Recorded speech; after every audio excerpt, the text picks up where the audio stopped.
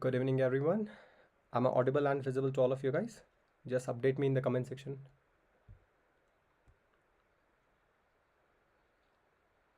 Good evening.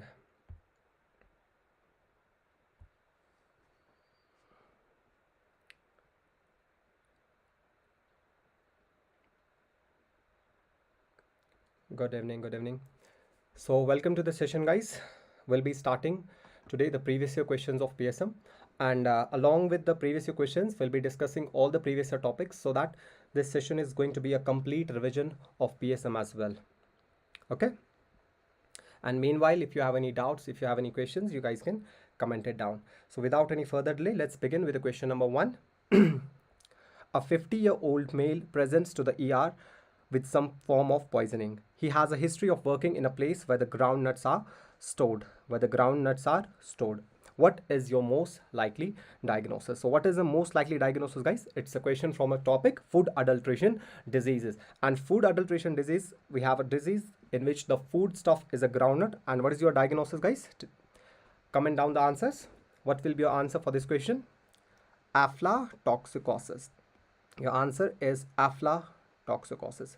So let's discuss everything about this topic, food adulteration disease. The first disease that we are going to discuss about is lathrism. The first disease that we are going to talk about is lathrism. If I talk about a toxin related to this disease, it is BOA. What is the name of the toxin, guys? BOA. It's beta oxalyl aminoalanine. Beta oxalyl aminoalanine. And the agent for this lathrism is kesari dal. The agent is kesari dal. And the food stuff is yellow pulse.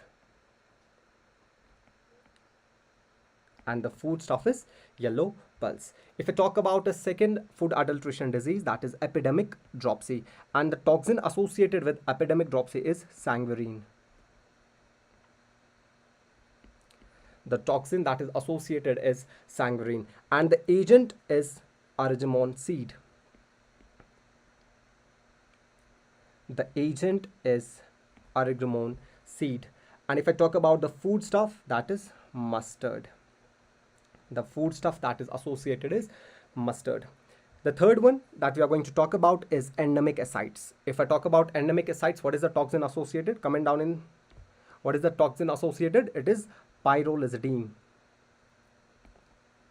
The toxin associated with the endemic ascites is pyrrolizidine. Okay, and in a name only, the disease itself, it is saying that the clinical features of this particular condition will be jaundice and ascites. And the agent associated with this is crotalaria seed.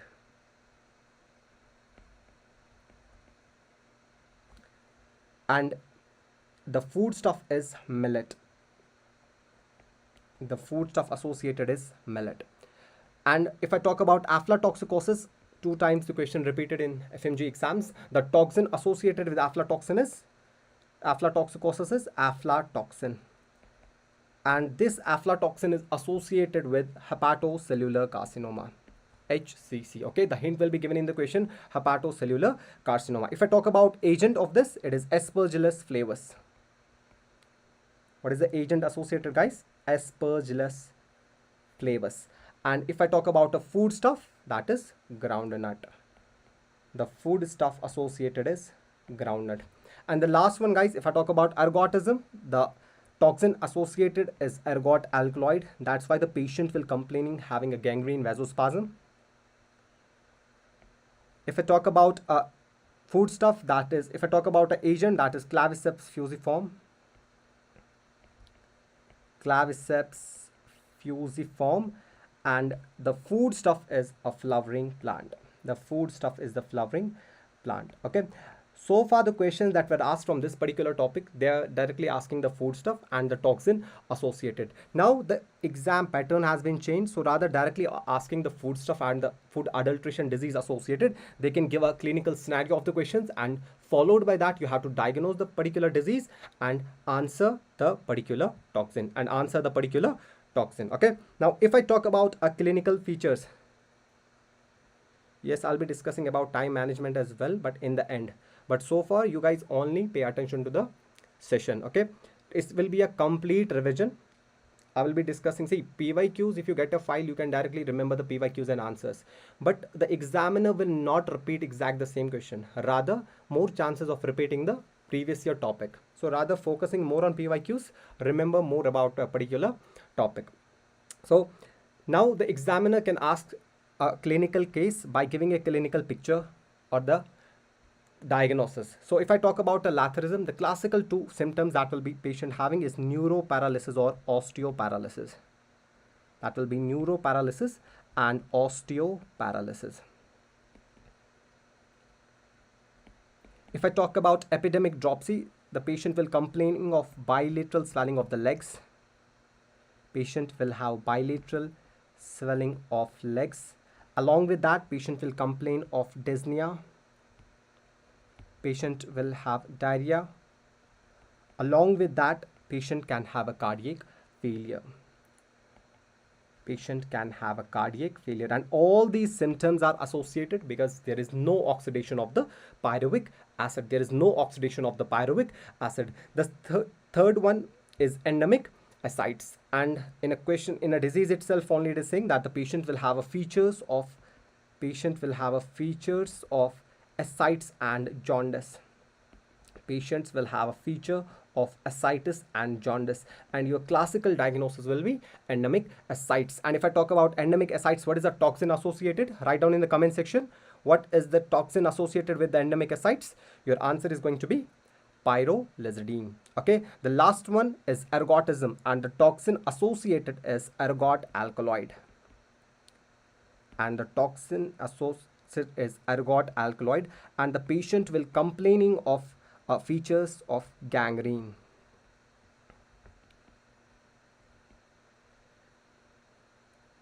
Vasospasm, gangrene. And picture will be given, guys. This is a classical picture of a laterism. A patient is having osteoparalysis. Patient is having osteoparalysis due to the toxin beta oxalilaminoalanine. Due to the toxin beta oxalilaminoalanine. Okay, now further how to prevent and control these food adulteration diseases. First of all, guys, we'll remove the toxin. So removal of toxin by steeping method, removal of toxin by steeping method or parboiling.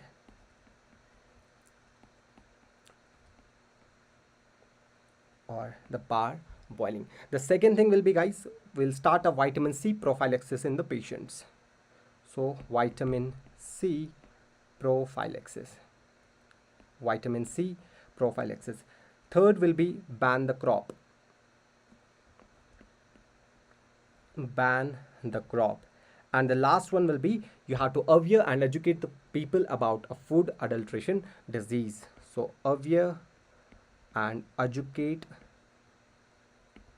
people about food adulteration disease. About food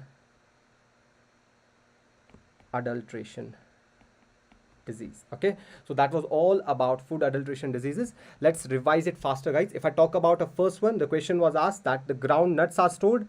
Your answer is going to be aflatoxicosis. One more hint that will be given with the same question, that the patient will be having hepatocellular carcinoma or associated with the hepatocellular carcinoma. Again, your answer is going to be a aflatoxicosis. If I talk about a laterism, what is your toxin, guys? It is BOA, beta oxalilaminoalanine. If I talk about ergotism, it is ergot alkaloid. And if I talk about epidemic dropsy, it is sanguinary. What are the clinical features associated with the laterism? Neuroparalysis and osteoparalysis. Remember the image that is given. Second one will be endemic ascites, that the patient will have what?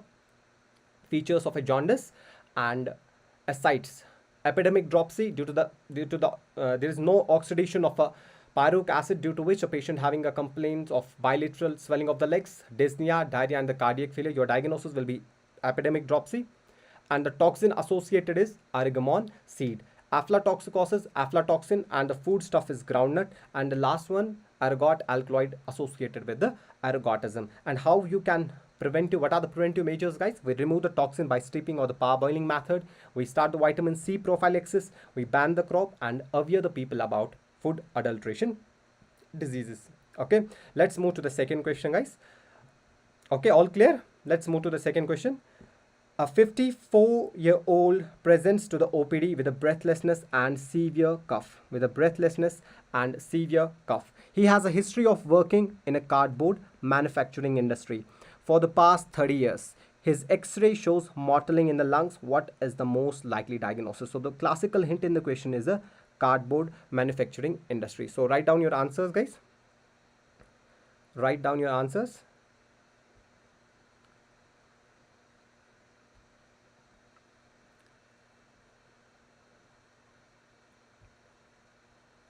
What will be your answer, guys? Yes?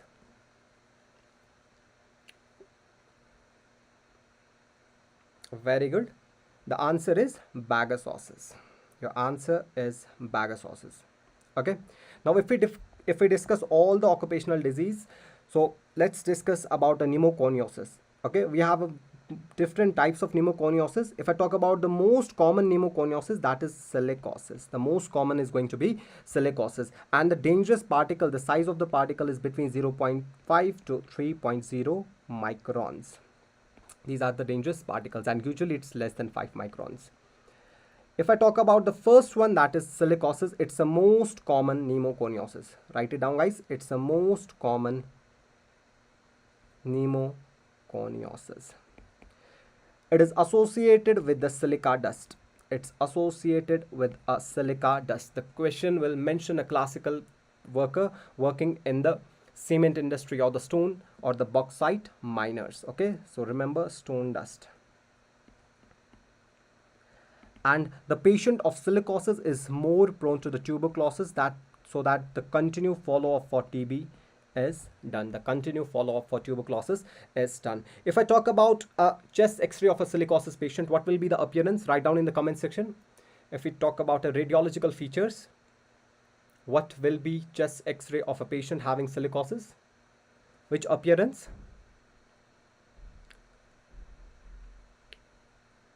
Which appearance will be seen, guys? There will be snowstorm appearance.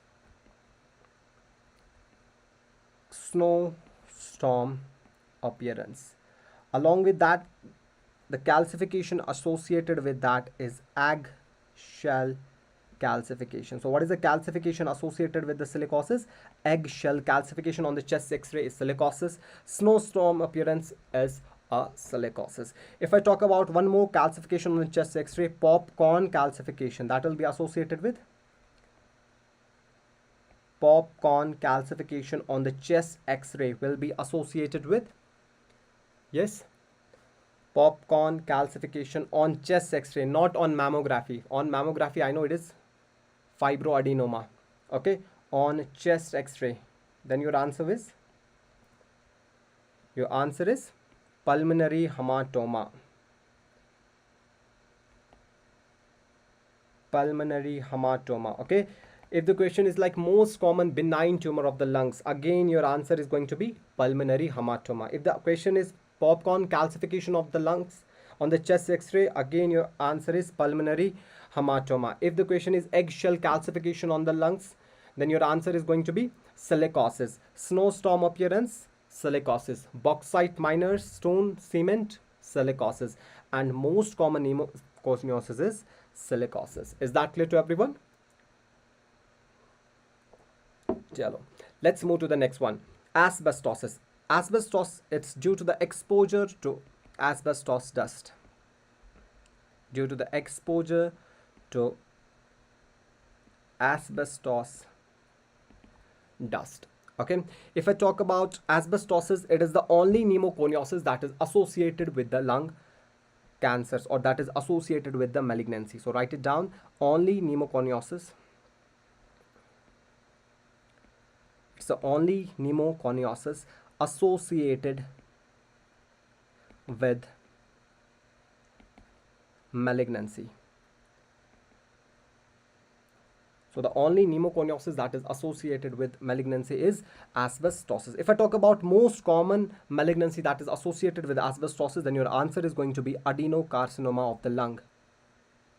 Then your answer is adenocarcinoma carcinoma of lung. If I talk about most specific cancer that is associated with asbestosis, your answer is going to be mesothelioma. Then your answer is going to be mesothelioma. Okay, what are the classical bodies that are seen in mesothelioma? What are the classical bodies that are seen? Samoma bodies. The classical bodies, we have samoma bodies, and these samoma bodies are also seen in papillary thyroid cancer, ovarian tumor, and meningioma. Okay, meningioma. These are calcium centered bodies. Okay, calcium containing, centered at a center. What do I mean by centered at a center, guys? Like this, the classical picture like this, centered at a center containing the calcium. Okay, and the patho question, if I'll integrate it, what is the stain that we use for samoma bodies? If the question will come, what are the stain that we use for the calcium? What will be your answer at that time? What is the stain that we use for the calcium? There are two stains, one when the calcium concentration is low and one when the calcium concentration is more. What is your answer? Von Casa stain and alizarin red stain. Von Casa stain and alizarin red stain. Keep writing these extra points, okay, that I'm integrating from other subjects as well. Okay, now asbestosis, you remember guys, it's due to the exposure to the asbestos dust. It's the only pneumoconiosis that is associated with the malignancy. And one more thing, it's the most common malignancy that is associated with asbestosis is your adenocarcinoma of the lung, and the most specific is mesothelioma. Most specific is mesothelioma. Correct, all of you are right. Von Casa and alizarin. Now the bicinnosis, it is due to the exposure to the which dust, guys? Cotton dust. It is due to the cotton dust. If I talk about anthracosis, guys, the agent is coal dust.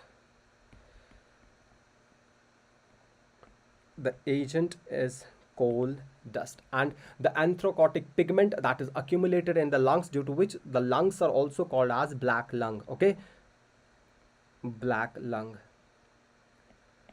the anthracotic pigment. And this anthracotic pigment, it is the most common exogenous pigment that is accumulated. Most common exogenous pigment that is accumulated is anthracotic pigment, called as black lung as well. Okay, endogenous pigments, we have a lot of pigments, guys, like lipofuscin, also called as wear and tear pigment, that you will read in the patho. Okay, then guys, in this patients of having anthracosis, there is a progressive fibrosis. There is progressive fibrosis even when the patient is removed from that particular environment. Okay, and if the patient is having rheumatoid arthritis along with the anthracosis, there is a classical syndrome called as Kaplan syndrome,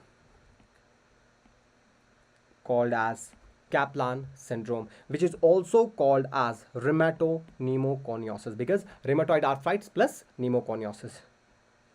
Rheumatopneumoconiosis. There is a one more syndrome associated, guys. What is the classical syndrome? If there is a neutropenia, if the patient is having a neutropenia plus splenomegaly, what will be your answer?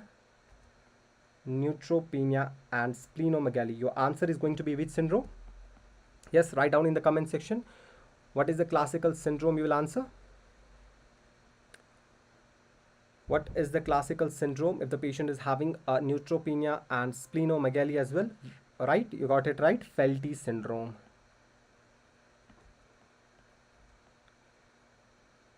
That is going to be Felty syndrome. That is going to be your Felty syndrome. Chalo, next. Right. Bagasosis. And bagasosis, the dust is sugarcane dust. The dust is going to be sugarcane dust. Okay, and if I talk about fungus that is associated with the bagasosis, this was again PYQ that was asked. The fungus is Thermoactinomycetes saccharine. Thermoactinomycetes saccharine. And the prevention of bagasosis, for the prevention we use 2% propionic acid. 2% propionic acid. Okay, and the last one is farmer's lung or the moldy hay. The dust associated with that is grain husk. The dust associated is grain husk. The agent is mycopolyspory fanny. The agent is mycopolyspory fanny. And the prevention is with 1% mineral oil. The prevention with 1% mineral oil. 1% mineral oil. Okay, there is one more type of pneumoconiosis, berylliosis. It's associated with, write down in the comment section, berylliosis is associated with aerospace industries.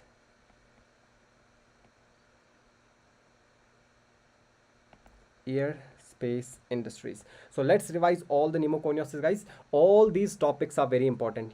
Okay, all these topics, whether it's pneumoconiosis types, whether it is a food adulteration disease, they are very important. Okay, they will not repeat exactly the same question again, but the topic will be repeated. So if I talk about most common one, that is your silicosis.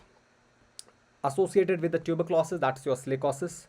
And snowstorm appearance or eggshell calcification, that is silicosis. If I talk about the second one, that is asbestosis, which is associated with the malignancy. If I talk about most common one, that is adenocarcinoma of the lung. If I talk about most specific one, that is mesothelioma. The third one is bisonosis, associated with the cotton dust. Okay, and the patient will have Monday chest tightness.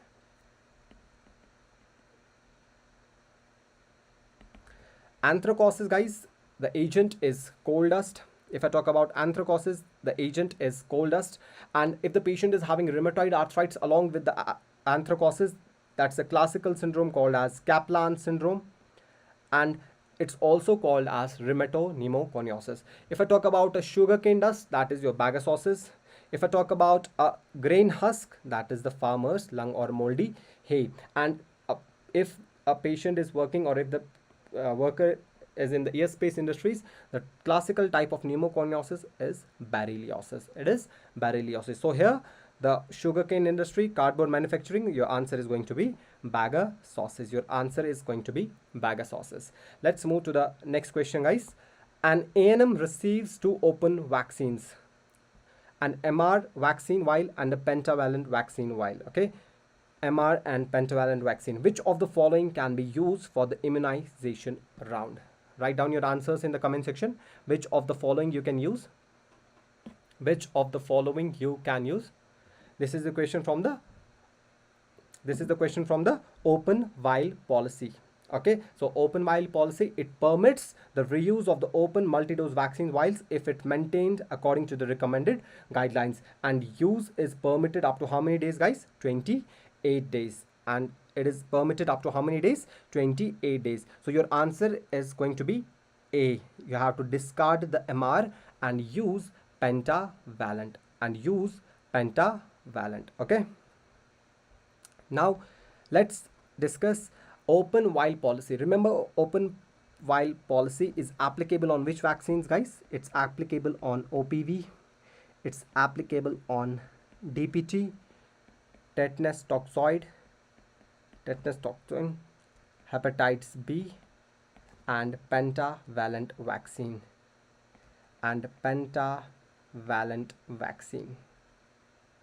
If I talk about it's not applicable on, write it down, guys: BCG,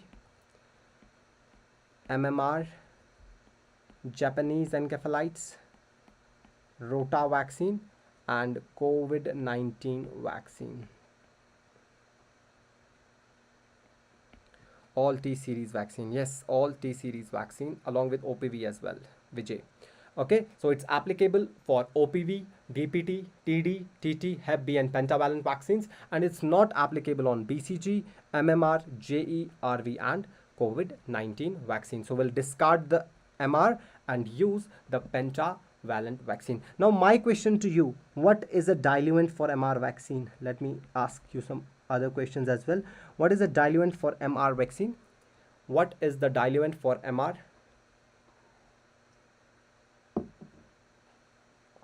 What is the diluent for MR? Yes, write down in the comment section. What is the diluent for MR? You got it right, guys. It is sterile water. It is sterile water. Remember, normal saline for BCG vaccine.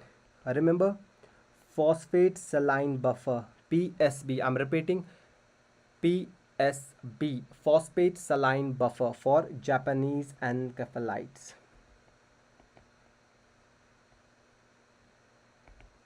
Japanese encephalitis. Is it clear? Yes. So remember the diluents, guys. The diluent for MR is sterile water. Okay, normal water. BCG, normal saline. BCG, normal saline. And phosphate saline buffer, Japanese encephalitis. Japanese encephalitis. Okay, let's move to the next question, guys. Under the Ayushman Bharat scheme, how much money can a family get per year as an insurance?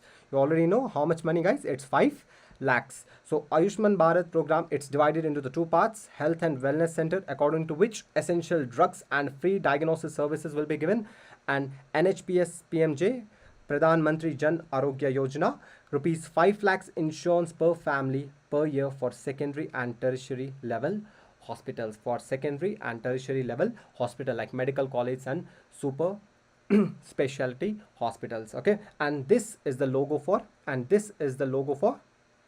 this is your classical logo for the Pradhan Mantri Jan Arogya Yojana, PMJ. Okay, remember the logo as well. Let's move to the next question. A 17-year-old male presents to the OPD with a vision of less than 3/60, less than 3/60 in the right eye, and the perception of light present in the left eye. He belongs to which of the following categories? So what will be your answer, guys? He belongs to which of the following categories? He belongs to which of the following categories? What will be your answer? Write down in the comment section. He will belong to which type of category if the vision is less than 3/60? Yes.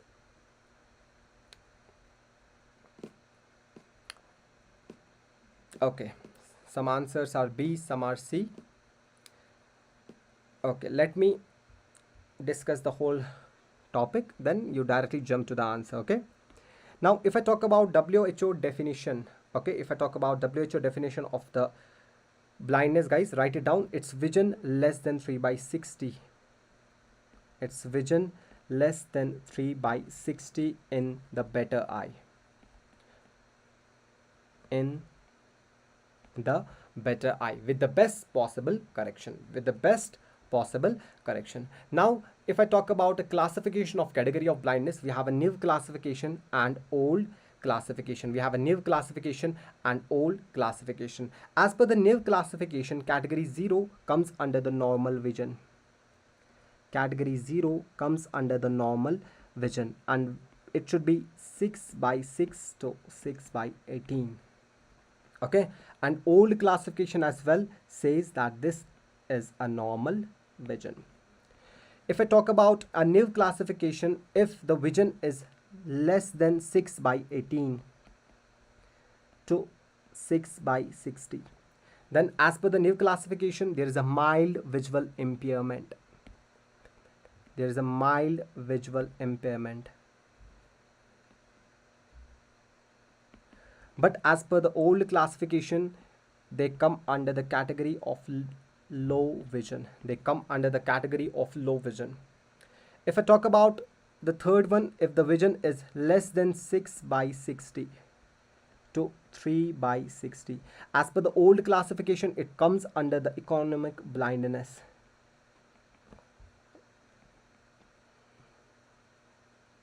And as per the NIV classification, it comes under severe visual impairment.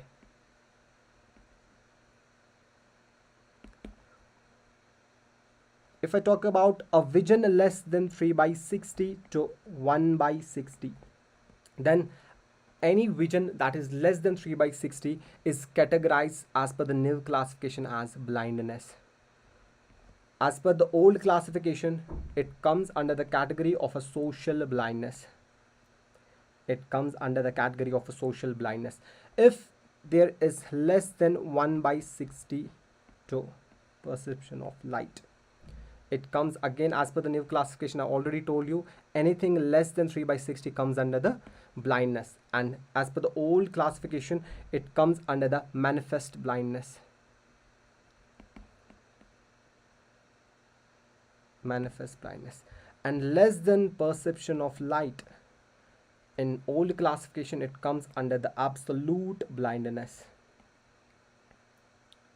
Absolute blindness, and here it will be blindness only. So in the question it was mentioned, that a patient is having a vision of less than 3 by 60. The less than 3 by 60. Then what is your answer going to be, guys? Less than 3 by 60. Your answer is going to be a social blindness. So it was a question asked social blindness. Okay. Once there was a question less than 6 by 60 as well, and the answer goes to economic blindness. But remember the new classification as well: normal, mild, severe, and then any values, any vision less than 3 by 60, your answer is going to be blindness. Your answer is going to be blindness. Is that clear? Is that clear to everyone? Yes?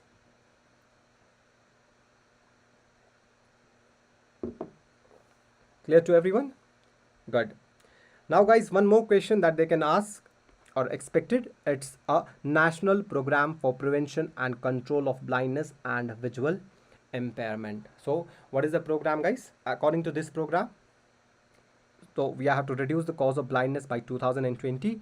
Okay, and we have to reduce the prevalence of the disease. That means the new cases we have to reduce, and there are some diseases that include under this program Vision 2020. So if I talk about global diseases, so let's talk about a global disease. First one, it's going to be a cataract. Second one, it's going to be a refractory error.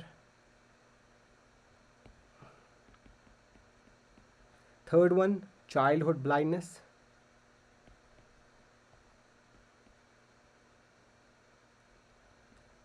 Fourth one, trachoma. And fifth, last one, onchocerciasis.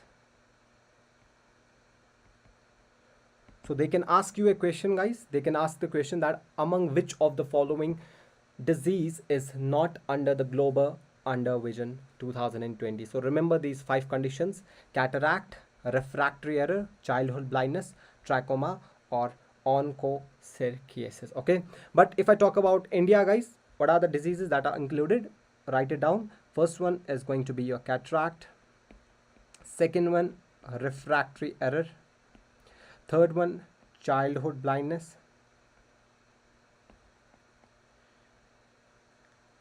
Fourth one is going to be trachoma.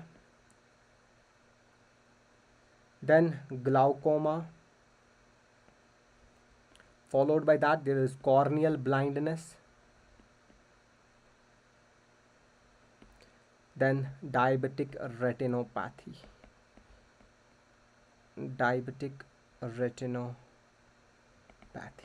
Again, one more PYQ from the optha, from the diabetic retinopathy was asked, what is the cataract that is associated with the diabetes, guys? What is the cataract?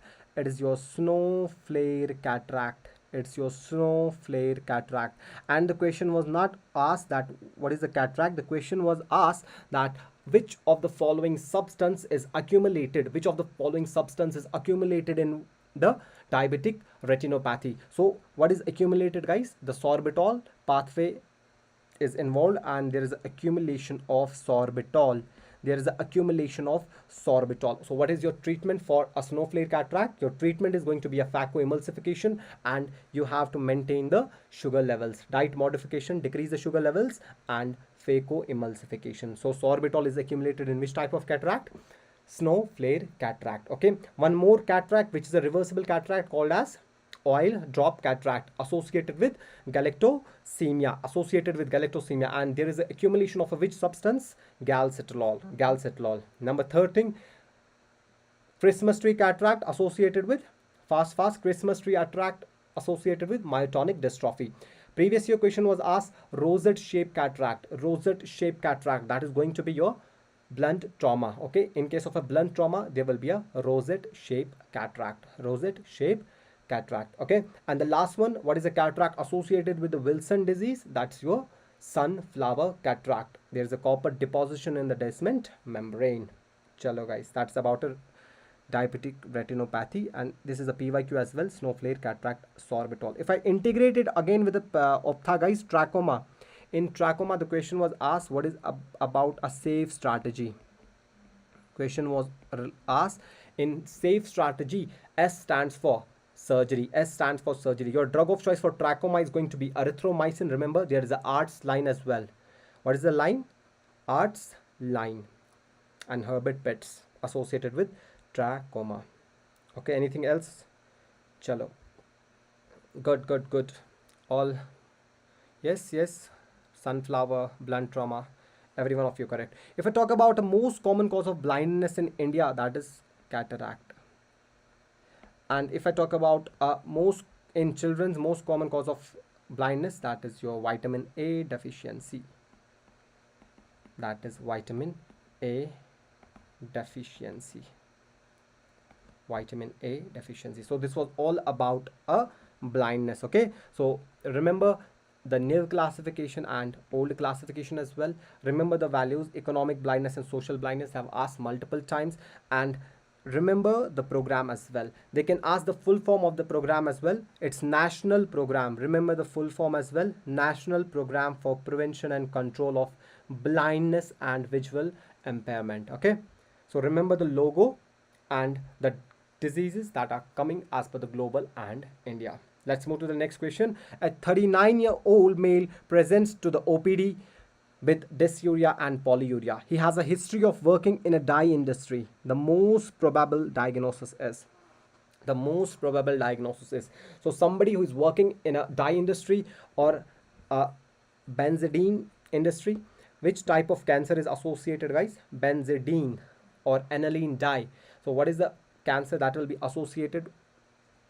Write down in the comment section. Write down the answer, guys. What is the cancer that will be associated? Yes, right. The cancer associated is, excellent, the cancer associated is transitional cell carcinoma. Okay, and the transitional cell carcinoma is the most common type of bladder cancer. It's the most common type of bladder cancer. Okay, and about the bladder cancer, I've already mentioned. What is a vaccine that is used as per the treatment of a bladder cancer? कौन सी use करते हैं? BCG. And at that time, BCG vaccine is a which level of prevention? It is a secondary level of prevention when you use it as a treatment. ठीक है? Yes, you're right. Benzene for blood cancer. So let's understand about agents and the associated cancer. If I talk about most common occupational cancer,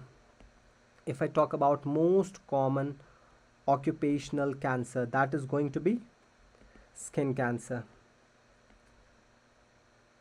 That is going to be a skin cancer. If I talk about exposure agent, if the patient is working with asbestos industry, okay, exposure to the asbestos dust, the cancer associated is lung cancer.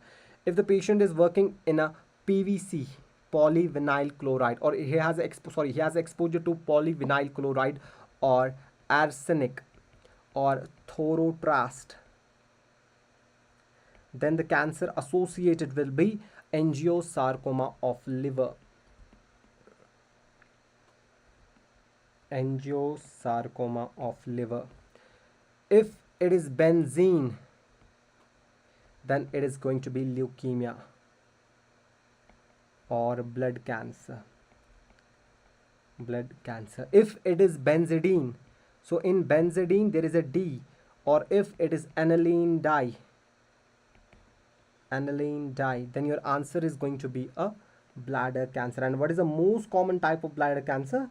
It's transitional cell carcinoma. And if the patient is having an exposure to the chemicals, oil or grease, then it is going to be a skin cancer. Okay, it's going to be a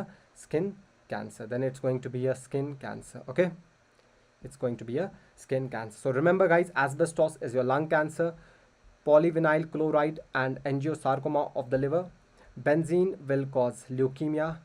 Okay, benzidine and alanine dye will cause a bladder cancer, and chemical oil or grease will cause a skin cancer. And most common occupational cancer is your skin cancer. So answer for this question, guys, dye industry, it's your transitional cell carcinoma. Okay, then asbestos I've already discussed. It can cause adenocarcinoma of the lung, or it can cause mesothelioma. Most common will be adenocarcinoma of the lung, and most specific will be mesothelioma. Okay, let's move to the next question. In which of these is the correct dosing schedule according to the given program logo? So what will be your answer? It's a question we have discussed multiple times in your main classes as well, and in a rapid revision session as well. So it's a question from Anemia Mukt Bharat. This was a strategy to reduce the incidence and the prevalence of anemia. And according to this strategy, Anemia Mukt Bharat, how much folic acid and iron is to be given to a pregnant lady? Write down your answers in the comment section. Write down your answers, everyone.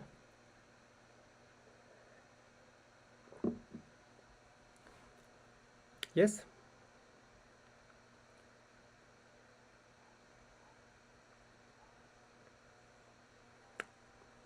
Rinkesh. For adolescents, Ayush, 60 mg of iron, 500 folic acid. Adolescent daily. No, it's not D. Your answer is what? 60 mg of iron and 500 micrograms of folic acid to a pregnant woman daily. Okay, so, and this question has been asked multiple times from this particular topic. Okay, and Anemia Mukt Bharat, this is the logo, guys, having 6 into 6 into 6 strategy. What is 6 into 6 into 6 strategy? Again a PYQ. Write down in the comment section. Yes, write down in the comment section, guys, what 6 into 6 into 6 strategy. Yes, 6 beneficiaries. Very good. Yes, for the adolescents it's weekly. For adolescents it is weekly. Very right. Yes, write down in the comment section.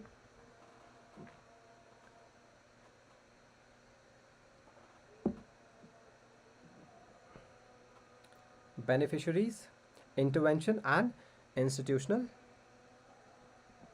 Okay, chalo, good. Now let's discuss about age and the time, how much folic acid and iron is to be given along with the frequency. If I talk about the first one, if it's 6 months to 5 years. 6 months to 5 years. Yes. Interventional, beneficiaries and intersectorial. Iron is to be given is 20 mg, and folic acid to be given is 100 micrograms. And frequency, it is twice a week. It's twice a week. If I talk about 6 years to 10 years,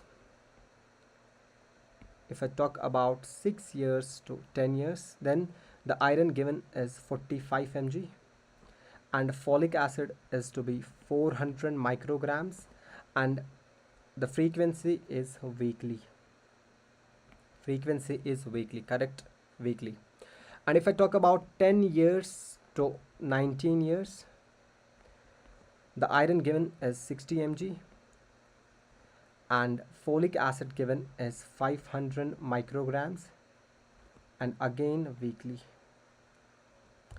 If I talk about 19 to 49,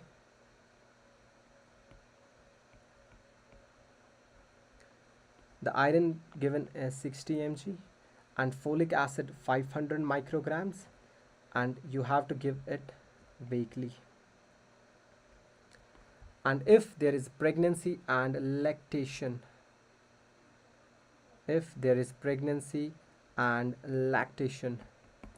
then the dose of the iron is 60 mg, and the folic acid 500 micrograms, and you have to give this daily. And this is the question, this is the answer as per the Anemia Mukt Bharat. If the question is not as per the Anemia Mukt Bharat,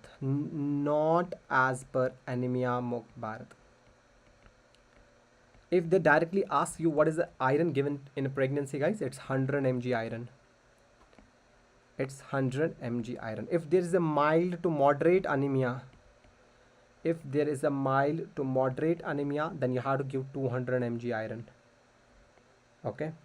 If I talk about a folic acid, guys, not as per the anemia Mokbara, directly if they ask folic acid, you have to give 0.4 mg. And if a patient has a history of, a neural tube defect, if a patient is having a history of neural tube defect, then your answer is going to be 4 mg per day. Then your answer is going to be 4 mg per day. And why we are giving folic acid in the pregnancy? In order to reduce the chances of neural tube defect. What is your most common neural tube defect? That is spina bifida. One more thing I will write here, guys, about iron deficiency anemia. Which worm causes iron deficiency anemia? Write it down. Which worm causes iron deficiency anemia, and which worm causes megaloblastic anemia? Let's integrate this session, guys. Which worm causes iron deficiency anemia and which worm causes megaloblastic anemia? That's why if a patient is in pregnancy, the first thing we have to do, we have to deworm the patient with albendazole or mebendazole. Okay. Iron deficiency anemia is caused by hookworm. Iron deficiency anemia, it's caused by hookworm. Very good. And megaloblastic anemia, it's caused by D latum, also called as fish tapeworm. Also called as fish tapeworm. So remember these two as well. And most common anemia in pregnancy is nutritional anemia. And if the patient is not tolerating the oral anemia, then you have to give what? The injectable ones. So what is your answer as per the Anemia Mukt Bharat, guys? You have to give 60 mg of iron and 500 micrograms of folic acid to the pregnant woman every day. Let's move to the next question. A recent transmission of malaria can be calculated from. So what is your answer, guys? Recent malaria transmission can be calculated from. So we have indicators. Write down your answer. Comment down your answers. Recent transmission of malaria. Yes, if the patient is not tolerating the oral, then you go with the Levogen Z. If not even Levogen Z, then you go with the injectables.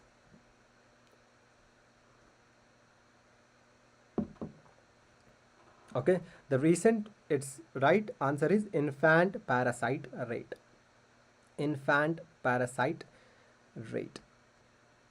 Okay, so let's discuss about the indicators. If I talk about the first one, annual parasite incidence, it tells us about number of new malaria cases. Very good. Number of new malaria cases upon 1000 population. And if I talk about the significance of this annual parasite incidence, it will tell me about a active disease transmission. So what is the significance? What is the significance of annual parasite incidence? It will suggest, it's suggestive of active disease transmission. Active disease transmission. Okay, if I talk about infant parasite rate, this is the PYQ that has been asked. Infant parasite rate, it's the best indicator of recent malaria transmission. It's a best indicator of recent malaria transmission.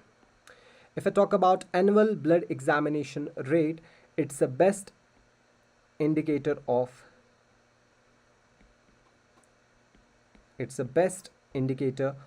operational efficiency of worker.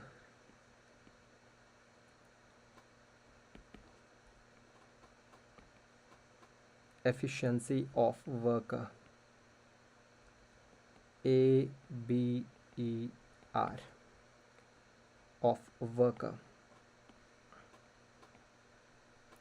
And the last one, guys, slide positivity rate. It's a percentage of positive slides examined. Percentage of positive slides examined. And who is taking the blood smear of a malaria, guys? It was again question, who is taking? Multi-purpose worker male. And he's taking how many slides at PHC?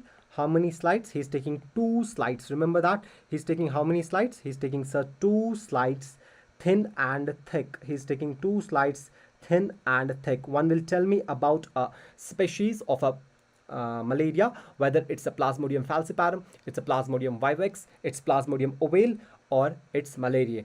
And one will tell me the confirmation of the malaria. And we have one more rapid diagnostic kit that is used, indicating of histidine rich protein. We also check LDH levels as well in the diagnosis of malaria. Okay, and what are the indicators? We have API, annual parasite incidence. We have IPR, infant parasite rate, telling us about recent malaria transmission. We have ABER, about operational efficiency of worker, and slide positivity rate. So the question was asked about recent transmission. Your answer is going to be infant parasite rate. Infant parasite rate. Very good. Next question. Which of the following is not a principle of primary health care? So which of the following is not a principle of primary health care? Yes. What is your answer, guys? A, B, C, D.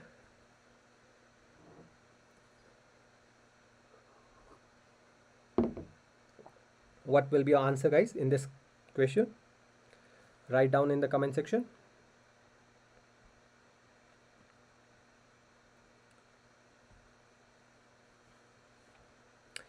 Good. Your answer is going to be family mobilization. Your answer is family mobilization. So what are the 4 principles? Number 1 is equitable distribution. Number 1 is equitable distribution. If you talk about number 2, that is intersectional coordination. Intersectional coordination. If I talk about 3rd one, that is community participation.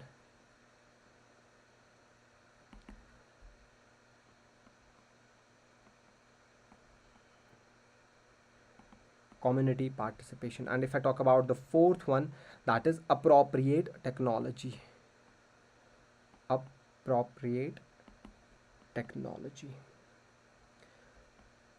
So sometimes, guys, giving the 4 principles, they will mention inappropriate technologies. Remember that as well. So appropriate technology is the answer, not inappropriate technology. So the 4 principles are community participation, appropriate technology, intersectoral coordination, and equitable distribution, not family mobilization.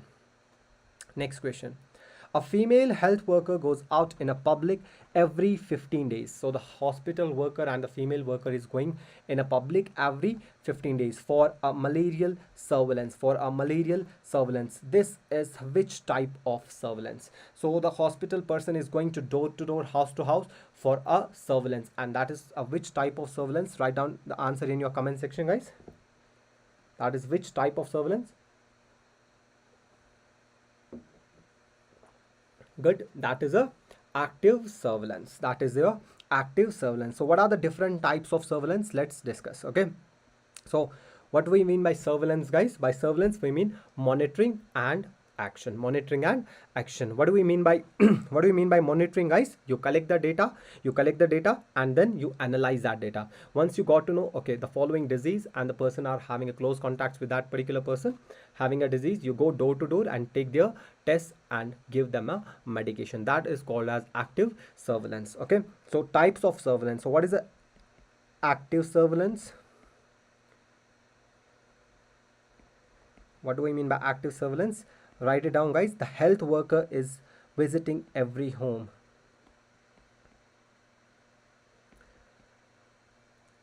health worker is visiting every home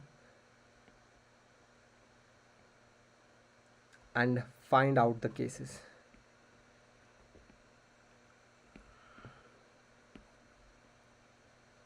For example, guys, if I talk about Asha, Asha is going for which vector-borne disease, guys? Asha is going for leishmaniasis. Asha is going for leishmaniasis. That is a type of an active surveillance. If I talk about passive surveillance, what do I mean by passive surveillance? A diseased person is going to hospital and taking the treatment. For example, write down, guys, diseased person is going to the hospital. For example, the patient is having any non-communicable disease, or patient is having cough, patient is having fever, so he's going to hospital and taking the treatment. That is a passive surveillance. So disease person is going to hospital and get the treatment.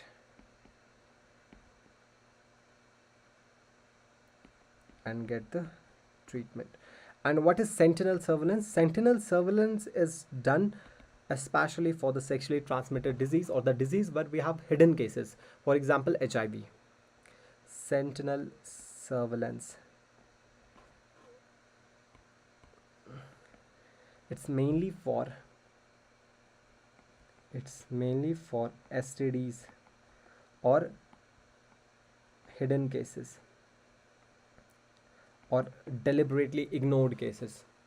Okay, so 3 types of surveillance. What are the 3 types of surveillance, guys? We have active surveillance, we have passive surveillance, and we have sentinel surveillance. Health worker is going door to door. That is, yes, health worker is going every home, door to door. Active surveillance in COVID-19, they were going to home so that they are trying to find out the cases. Okay, active surveillance, passive surveillance, diseased person is going to hospital and get the treatment, and sentinel exclusively with the sexually transmitted disease or the patient or the disease having the hidden cases. And what is a classical example of an active surveillance? Asha going for leishmaniasis. Asha going for leishmaniasis. Most common cancer of head and neck region in India is, write down your answer. Most common cancer, it is oral cavity. It's your oral cavity. Okay, now if I talk about males, most common cancer of head and neck is, males में कौन सा है? Most common males, it is oral cancer. Most common males is oral cancer. Most common in females, it's breast cancer.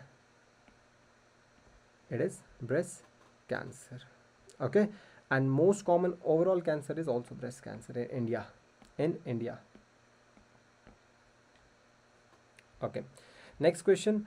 A 29-year-old pregnant female is scratched by a stray dog. What should be the most appropriate treatment? What should be your most appropriate treatment, guys?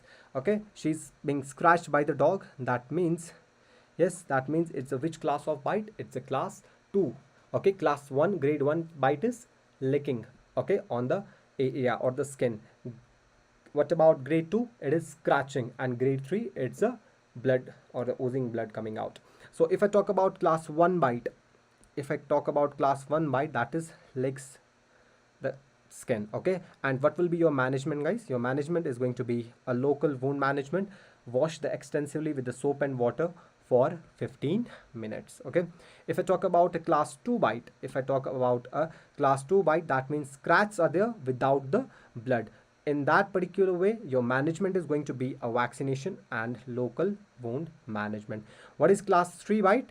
There are multiple scratches, loosening of the blood, laceration, or the abrasion by unknown wild dog. At that time, your management is going to be local wound management plus vaccines and rabies immunoglobulin. So here, guys, patient is already the pregnant lady came and she's having a scratch by the screen dog. So your answer is going to be yes, right? Your answer is going to be rabies vaccine plus local treatment. For grade 2, immunoglobulin you will only use when there is a grade 3 bite.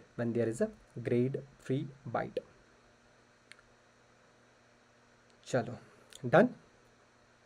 The question that is also important, from the rabies is the vaccination schedule in the pre-exposure or the post-exposure. Okay, now if a patient is not vaccinated, pre-exposure prophylaxis, write down in the comment section fast, what will be your pre-exposure prophylaxis?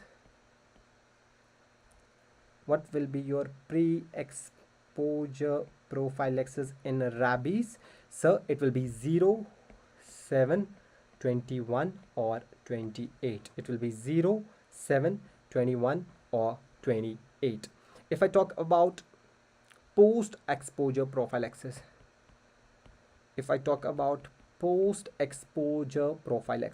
in post-exposure prophylaxis, there will be two conditions: either the patient is vaccinated or it's not vaccinated. Remember guys, in pre-exposure, repeat the booster dose every 2 years. Repeat booster dose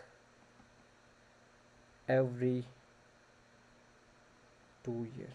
Repeat the booster dose every 2 years. Now my question is, if the patient is already vaccinated, in the post exposure there are two conditions. One will be patient is vaccinated.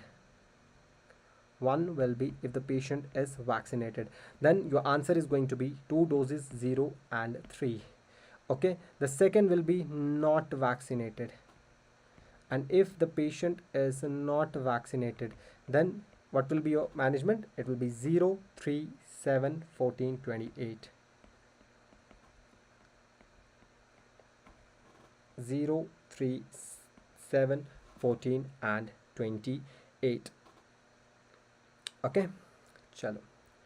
Now remember guys, in post vaccinated, then we have a ways you can give by SN and Zagreb regime, or you can give by Thai Red Cross regime. Okay, Thai Red Cross regime is intradermal. It's intradermal, remember that. And SN regime is, it is intramuscular. Okay, so it was all about rabies. So remember guys, pre-exposure 0, 7, 21 or 28. Post-exposure, if the patient is vaccinated, your answer is 0, 3, and if not vaccinated, it's 0, 3, 7, 14 and 28. Remember main thing guys, a patient if already vaccinated, you have to repeat the booster dose after every 2 years. What are the classical intracytoplasmic inclusion bodies of rabies called as? What are the bodies? These are the bodies called as Negri bodies. The question can be asked, what is the first site that the Negri's bodies are found? That is your hippocampus. First site is hippocampus, and your second site is going to be cerebellum. Okay, so remember, intracytoplasmic inclusion bodies, we have Negri bodies, and the first site where we can find these bodies is hippocampus, and the second site is cerebellum. And rabies have a case fatality rate. Of 100%.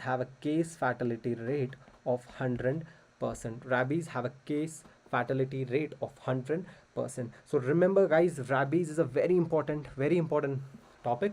Rabies, remember rabies, everything about that. Remember that pathological bodies, Negri bodies, first found in hippocampus and cerebellum, and patient is having what? Hydrophobia. I will write that as well. Hydrophobia. Okay, first site, yes, nape of the neck or the corneal smear taken in the live patient. Okay, so first site is hippocampus, second is cerebellum. If the patient is having only legs, class 1 bite, your management is just local wound management and wash with soap and water for 15 minutes. If it is class 2 bite, then your answer is going to be a local wound management plus vaccination. And if it's 3, that means it's oozing blood coming out and there are lacerations or the abrasions present, then it's a third degree bite, and you have to give wound management, vaccination along with the rabies immunoglobulin. Pre-exposure prophylaxis, remember 0, 7, 21 or 28. Post-exposure 0, 3, and not vaccinated, then it's 0, 3, 7, 14 and 28. Thai Red Cross is intradermal and SN is intramuscular regime. Let's move to the second question, guys. Let's move to the next question. The average number of children that is born to a woman over her reproductive lifespan. The average number of children that is born to a woman over her reproductive lifespan refers to. What will be your answer, guys? Over her reproductive lifespan. That is called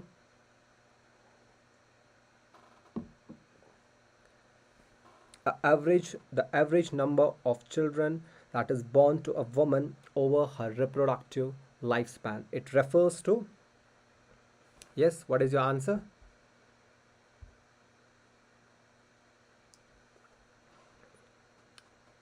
What will be your answer? Correct, guys? Yes, it's total fertility rate. It's total fertility rate. Okay, guys? Total fertility rate. Now let's discuss indicators of demography. Let's discuss the indicators of demography. What is demography, guys? It's study of population. Now tell me, one more question was asked. What are the 5 demographic processes? I will write here 5 demographic process.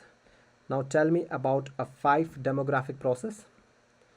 Tell me your first one is mortality. Your first one is going to be mortality. Your second one is marriage. Your third one is fertility. And fourth one is going to be migration. Fourth one is migration. And the fifth one is social mobility. It's social mobility. Remember, the question was asked, my dear students. Remember, there is no morbidity. And it was asked, among the following, which of the following is not a demographic process?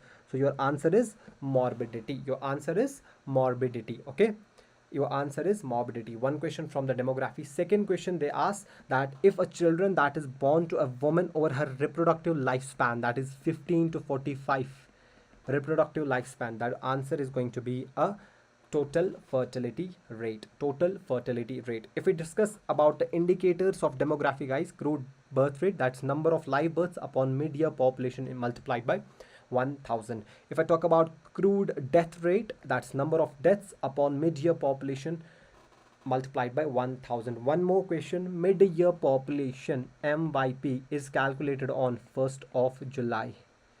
कब लिया जाता है, guys? 1st of July. One more MCQ. Okay, if I talk about general fertility rate, that's number of live births upon total mid-year population of 15 to 45 age group multiplied by 1000. If I talk about general marital fertility rate, it's a total mid-year population in the denominator of a married couple. Total fertility rate, that's your total number of live children born to a woman in a reproductive period, is known as total fertility rate or complete family size. GRR, G for gross, G for girl children. So the total number of girl children born alive to a lady in her entire reproductive period is your gross reproduction rate. And NRR, the total number of girl children remaining alive till their own reproduction, is net reproductive rate. It's net reproductive rate. And the most important vital indicator is NRR, and only indicator which includes the mortality is net reproductive rate. So remember these indicators of demography as well. They have asked calculation based question as well, so remember the formulas as well. Okay, so if it is in her reproductive lifespan, the answer is going to be total fertility rate.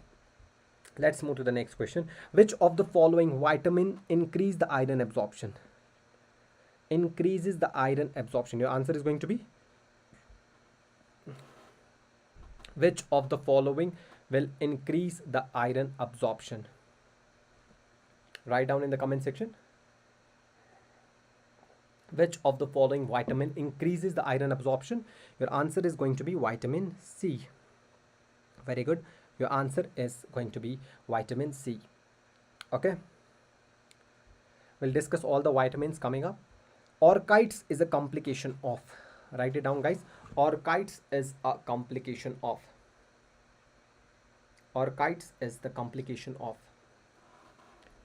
Orchitis is the complication of which disease? Measles, mumps, rubella, or chicken pox? Orchitis is the complication of. Yes.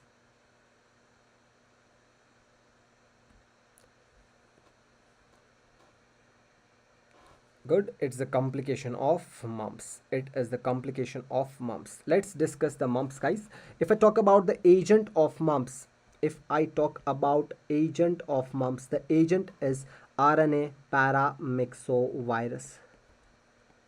The agent is RNA paramyxovirus. Okay. The incubation period of mumps is 2 to 4 weeks. It can be unilateral or bilateral. Okay, remember guys, it usually affects the age group of 5 to 9 years old. Followed by that, remember the clinical features. What are the clinical features? 40% are asymptomatic. 30 to 40% patients are asymptomatic.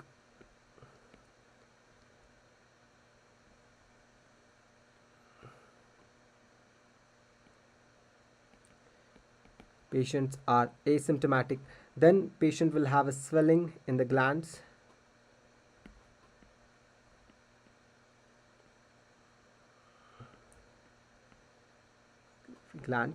Followed by that, patient will complain of difficulty in breathing as well due to the enlargement of the glands.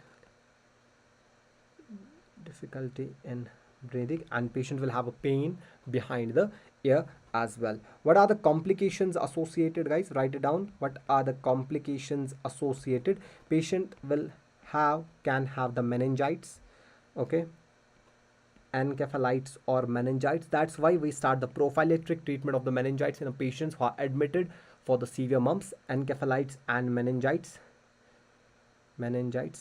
Patient can have orchitis or oophoritis in puberty. Orchitis or oophoritis in puberty. Or patient can have pancreatitis as well. Pancreatitis as well in the as a complication. But if I talk about most common complication, write it down. If I talk about most common complication in children's, that is aseptic meningitis. Most common in children is aseptic meningitis. If I talk about adolescents, puberty age, that's your mumps and that's your oophoritis and orchitis. But most common overall will be again meningitis. Most common overall will be again meningitis. Okay, so what is the treatment, guys? You give the supportive treatment and vaccination with MMR. Vaccination MMR. Can you tell me the vaccine strain for the mumps? Write down in the comment section. Can you tell me the vaccine strain for the mumps? The name of the strain. Vaccine strain of the mumps. Yes, very good. It is Geralin. It is Geralin. And you give this Geralin subcutaneous. कैसे देते हैं? Subcutaneous. You give this Geralin subcutaneous. Number one thing. Number second thing, yeah, how many doses? So we give 2 doses of Geralin. Okay, 9 to 12 months 1 dose and 1.5 year the second dose. So that was all about mumps, complication, agents and incubation period. Very good, excellent. Okay, is this clear, guys? Mumps is clear?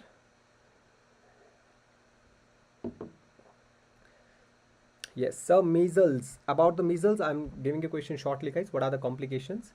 Otitis media and subsclerizing panencephalitis. Okay, rubella, you remember? CCD, cataract, congenital heart defect and deafness. Orchitis. So orchitis is the complication of mumps. Orchitis is the complication of mumps. In endemic area, what will be the dose of vitamin A for a 1 to 6 year old baby? So what will be the vitamin A dosage for the patient who is more than 1 years old? Write down in the comment section, guys. What will be your answer? If the patient is more than 1 years old, or 1 to 6 year old baby, what will be the vitamin A dosage? Write down in the comment section. What will be the dosage?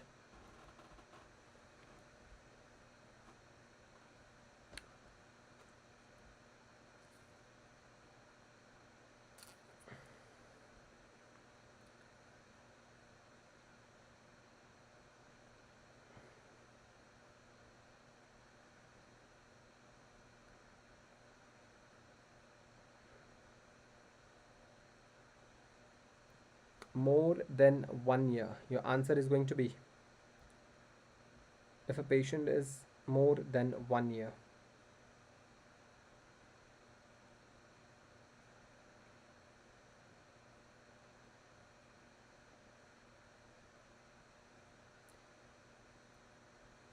Yes,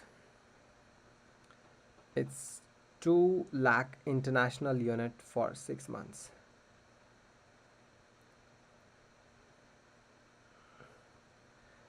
So let's, yes, it's exactly every 6 months. 2 lakh international unit every 6 months you have to give. Okay, every 6 months. Now let's discuss vitamin A prophylaxis. If I talk about deficiency of the vitamin A, patient will have xerophthalmia. Deficiency of vitamin A, patient is going to have xerophthalmia. Now WHO has a primary signs of vitamin A deficiency. What are the primary signs? X1A standing with the conjunctival xerosis. Patient will have conjunctival xerosis. If I talk about X3A, that is your corneal ulcer or scar. That's corneal ulcer or scar. If I talk about X1B, that's your Bitot spot. That's your Bitot spot. X3B will be keratomalacia. X3B will be keratomalacia. And X2 is corneal xerosis. X2 is corneal xerosis. X2 is corneal xerosis. What are the secondary features? N with the night blindness.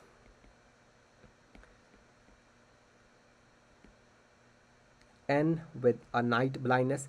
XS with a xerophthalmic scar. XS with a xerophthalmic scar. And XF with xerophthalmic fundus. One more recent question was asked in exams, that which of the following is a secondary feature, or which of the following is not a secondary feature. So remember, there are only 3 secondary features, starting with N, night blindness, XF with xerophthalmic fundus, and XS with xerophthalmic scar. What are the primary signs? We have conjunctival xerosis, Bitot spot, corneal ulcer or scar, corneal xerosis, and keratomalacia. Very good. And keratomalacia. Okay, now what is the first symptom of the vitamin A deficiency, guys? Write down in the comment section. What is the first symptom of vitamin A deficiency? Your answer is going to be night blindness. Your first symptom is night blindness. If the question is the first sign will be conjunctival xerosis. The first sign will be your conjunctival xerosis. If the question comes with most common clinical sign for screening, your answer is Bitot spot. Your answer is Bitot spot. Okay, if I talk about the most sensitive screening test, then you will check serum retinol levels. Serum retinol levels. And if we talk about the richest source, the animal richest source is halibut oil. Halibut oil. And the second richest is liver oil. And vegetable, it's carrot. And the vegetable rich is carrot. Now the main question that they ask is the prophylaxis. The total doses will give 9 doses. Remember that. And the total amount to be given is 17 lakh international unit. The first dose of vitamin A, as per the immunization schedule, also we give between 9 to 12 months. And after that, second to 9 dose we are giving every 6 months till 5 years. every 6 months till 5 years. And the examiner will play with the options. He will mention in the options orally, intramuscular, intravenous. Okay, so what is the route, guys? It is orally. The dosage, if a patient has a less than 6 months of age, you will give 50,000 international units. If it's 6 to 12 months, you will give 1 lakh international units. If it's more than 1 year, then you will be giving 2 lakh international units. But if the weight of the baby is less than 8 kg, it is again a PYQ. In the question, it was mentioned the weight of the baby is less than 7.5 kg or less than 8 kg. Then your answer is going to be 1 lakh international unit. Then your answer is going to be, my dear students, 1 lakh international unit. And sometimes in options, rather mentioning international units, they will mention 1 ml. So 1 ml of vitamin A is equal to the 1 lakh international units. So if the question mentions a patient is coming with the age of 18 months, how much vitamin A will be given? Rather mentioning 1 ml, they can mention 2 ml as well, because you know 18 months is more than 1 year, 1.5 years. So your dosage of vitamin A that has to be given is 2 ml, that is 2 lakh international units. And this is a classical picture which is the most common clinical sign called as Bitot spot. It's a primary sign with X1B. X1B. Is this clear? Is this clear, guys? Vitamin A is very important. All the vitamins are very important. All the vitamins are very important. Okay, there are multiple times, multiple questions asked on vitamin A, vitamin C, vitamin B. Clear? Can we move to the next topic? Yes? Chalo, guys. ASHA worker in rural areas is designated for how much population? So ASHA worker is for how much population, guys? What is your answer? Write down in the comment section. ASHA worker in rural areas is designated for how much population? Yes, correct. It's 2 per 1,000. Before it was 1 per 1,000, but now it's 2 per 1,000. Let's discuss everything about ASHA. Okay, so first of all, let's discuss what is the function and criteria of the ASHA. Let's discuss a function and the criteria of the ASHA. So my dear students, remember it should be female. She should be female of age between 25 to 45 years old. Followed by that, guys, the education of ASHA should be 10th pass. Okay, she should be a same village resident. She should be a same village resident. After that, guys, she should have good communication skills. She should have a good communication skills. Okay, and what are the functions? For active disease surveillance. For active disease surveillance. Okay, so what is active surveillance? A health worker is going. For example, what are the diseases? Okay, she should be married, divorced. Chalega. Married or divorced? No problem in that.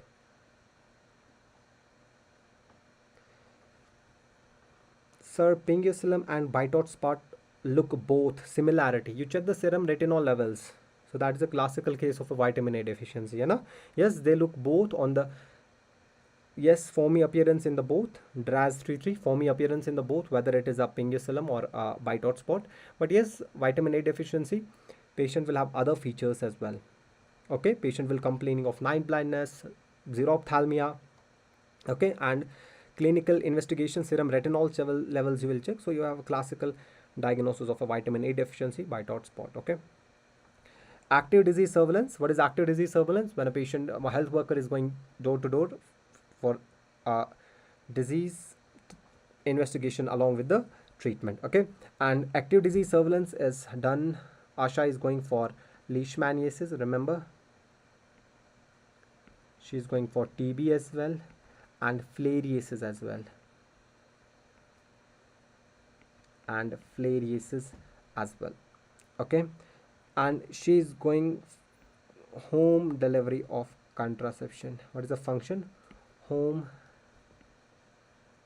delivery of contraception, and she is a part of JSY. She is a part of JSY scheme. She is a part of JSY scheme. She is a part of a JSY scheme. Okay, so these are the functions and the criteria. Yes, OCPs, she's also giving a home delivery of the contraceptions. Which OCPs? Mala N and Mala D. Okay, then if we talk about the village workers, if we talk about village workers, okay, we have Asha, accredited social health activist, we have Anganwadi worker, we have traditional birth attendant, and we have village health guide. One question was asked, out of which of the following is not a village worker? So answer was A and M. Okay, out of which of the following is not a village worker? So let's discuss about this village worker and a location. If we talk about all these village workers, they are at which level? Village. If you talk about the first, traditional birth attendant, the population, she is for 1 per 1 village. 1 per 1 village. If I talk about the education, guys, not required. Education is not required. If I talk about a training duration, she's have a training of 30 days. And she's trained by multi-purpose worker female. She's trained by multi-purpose worker female and medical officer, MO, and she's trained by MO. If I talk about village health guide, location, she's working at the level of village. Okay, the population 1 per 1000. The education should be 6 standard pass. And if I talk about training, she'll have training of 3 months. She'll be having a training of 3 months, and she's trained by medical officer. The most important one, guys, Asha, the question that I asked from village level, population is 2 per 1000. Before it was 1 per 1000. Before the education was 8th pass, but now it's 10th pass. Okay, the training of 23 days for Asha, and Asha is trained by Anganwadi worker.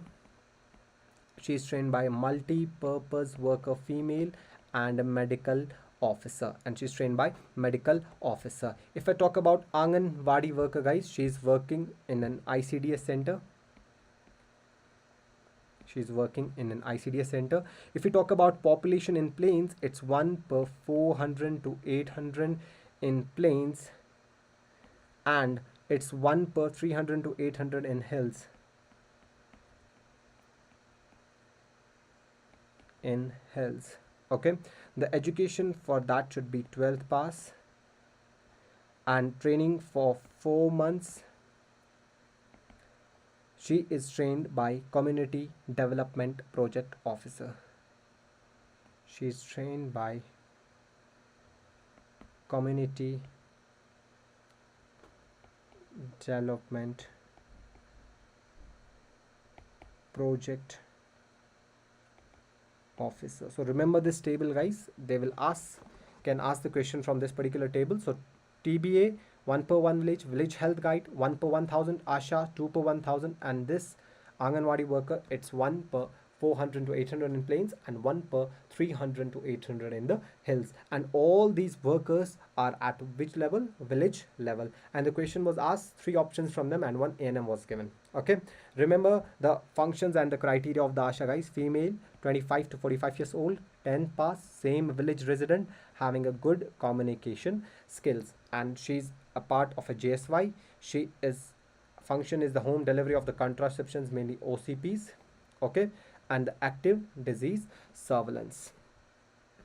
Okay, so the next question, guys, which kit would you recommend for the treatment of a 20-year-old female who has recently engaged in sexual intercourse and is experiencing a vaginal discharge when following the syndromic management approach for sexually transmitted infections at the Suraksha clinic in the local primary health center? Okay, so as per the Suraksha clinic, which is a syndromic approach. Okay, what is Suraksha clinic, guys? It's a strategy, that is giving a treatment to the patients based upon their symptoms, based on the symptoms, not on the diagnosis. Okay, so based on symptoms. For example, I'm again repeating, I've already taught you guys this. If the patient is coming with a vaginal discharge, now this vaginal discharge, you have a multiple differential diagnosis. You have a multiple differential diagnosis. It can be a curdy discharge, it can be a creamy discharge, or it can be a frothy discharge. Okay, now depending upon the symptom, when a patient is complaining of a vaginal discharge, irrespective of the full diagnosis, you are directly prescribing a kit, and inside the kit there are medications. So that is a syndromic approach based upon symptoms, not on the diagnosis. So the female is coming to you with the complaints of vaginal discharge. Okay, she had recently sexual intercourse and she's experiencing now the vaginal discharge. So as per the Suraksha Clinic, which is having a syndromic management, okay, syndromic approach, as per the Suraksha Clinic at PHC, which kit you will prescribe? Write down in the answer, guys. Harling Kaur is writing gray. No, gray is for the urethral discharge. Okay, rest you all are right, guys. It is kit 2 green color. Okay, it's kit 2 green color. So for the vaginal discharge, what is the kit you will prescribe? You will prescribe kit 2, that is green color. Okay, so let's write all the kits and the associated symptoms. Let's write all the kits. So this is a Suraksha Clinic logo, guys, for the sexually and reproductive health services. Okay, the first kit, that is kit 1, the first kit, which is kit 1, the color of the kit is gray. And gray color, what are the symptoms patient will have? Any patient complaining of urethral discharge, any patient complaining of anorectal discharge or urethral discharge, anorectal discharge or urethral discharge, your answer is going to be kit 1 gray. Your answer is going to be kit 1 gray. Okay, if a patient is complaining of, if the patient is complaining of vaginal discharge, what will be your answer, guys? If the patient is having a vaginal discharge, the kit that you will prescribe is kit green. Vaginal discharge, your answer is going to be kit green. Okay, if a patient is having a, if the patient is having a genital ulcers, patient is having genital ulcers, non-herpetic and responding to the penicillin, which kit you will prescribe? White color. So the genital ulcers, non-herpetic, responding to penicillin, responding to penicillin, that is white color. If you have kit 4, that is blue color, kit 4, that is blue color, then your answer is genital ulcers, non-herpetic but allergic to penicillin, but allergic to penicillin. Then if a patient is complaining of genital ulcers, genital ulcers, herpetic, then your answer is going to be red color. Genital ulcers, herpetic, then the answer is going to be a red color. And inside the red color, what is the drug? We have acyclovir. Red color, herpetic ulcers, we have acyclovir. If the patient is having a lower abdominal pain, if the patient is having a lower abdominal pain, or in case of a PID, or in case of a PID, your answer is going to be kit 6 yellow color. So lower abdominal pain, your answer is going to be a kit 6 yellow color.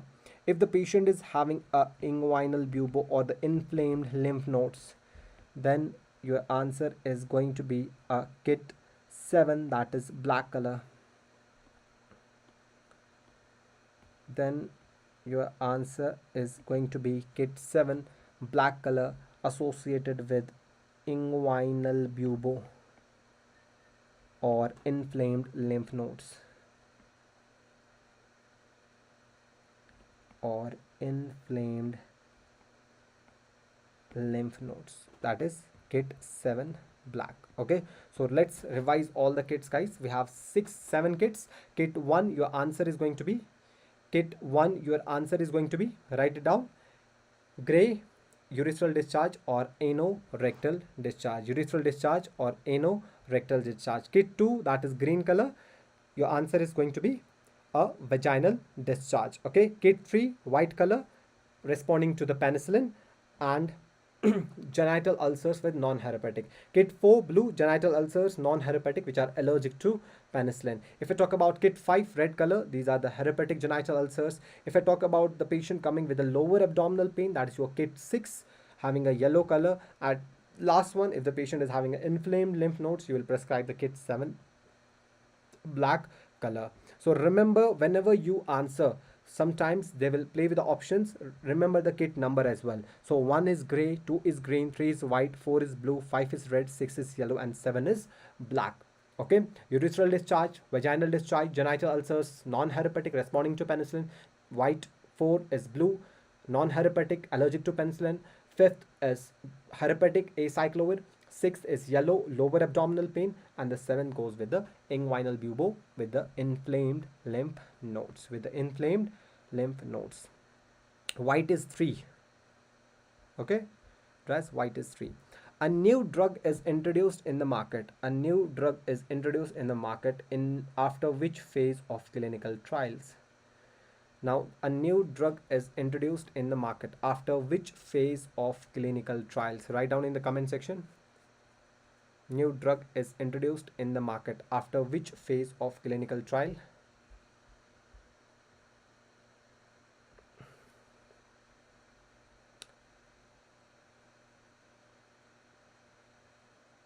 A new drug is introduced in the market after which phase of clinical trials? Yes.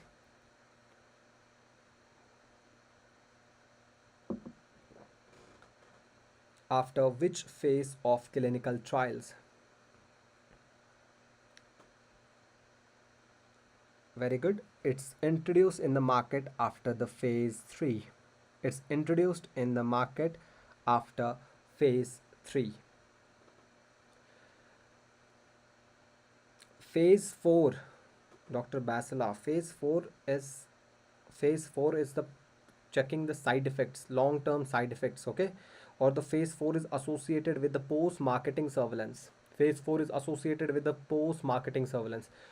Okay, phase 4 में ही तो पता चल जाता है what are the side effect of the drug. So how will you introduce the drug in the phase 4? Phase 3 you will introduce, and phase 4 after a year you will get to know about the side effect of a particular drug.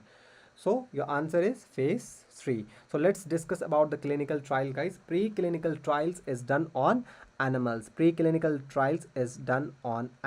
Rats, rabbits and all. Okay, then if we talk about phase 0, that is going to be micro dosing. We are going for the micro dosing. Okay, it will tell us about the toxicity as well. Okay, phase 1 is going to tell us about the toxicity and safety of the drug. So safety and toxicity. Phase 1 is going to tell us about safety and toxicity of drug. If I talk about phase 2, that is going to tell us about efficacy of the drug. Phase 3 will tell us about in phase 3 we are comparison of drug with existing drugs. So comparison with, yes, healthy people, microdosing with the healthy volunteers.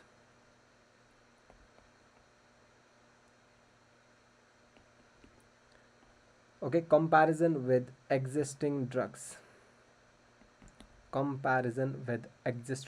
that we will see whether a drug is treating an actual condition or not. If I talk about phase 4, that is for checking the long-term side effects.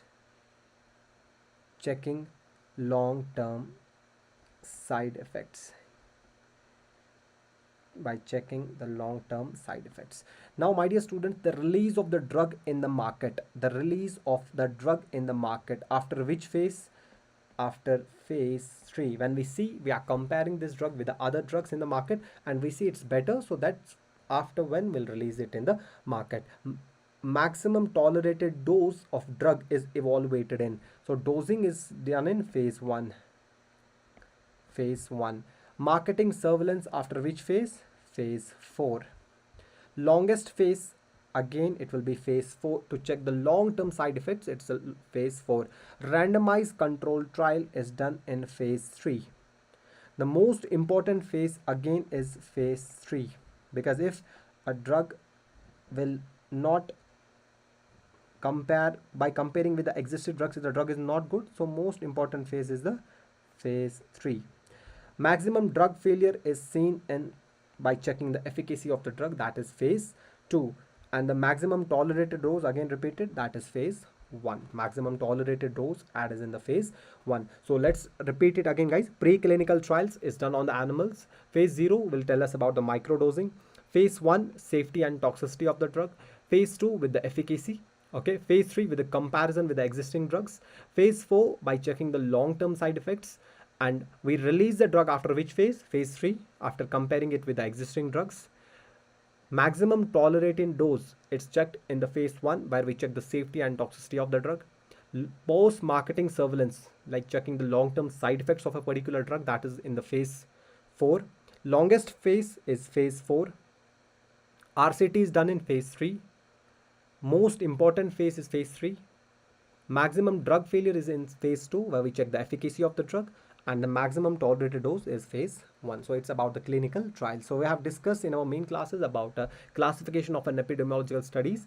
We have experimental as well, and in experimental we have trials, we have clinical trials, we have community trials, and we have field trials.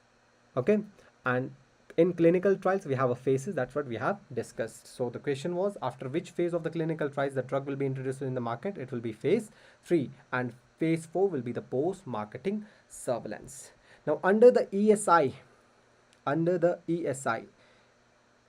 after certification by the medical officer, the beneficiaries get 70% of wage for 3 months under. So what is the answer, guys?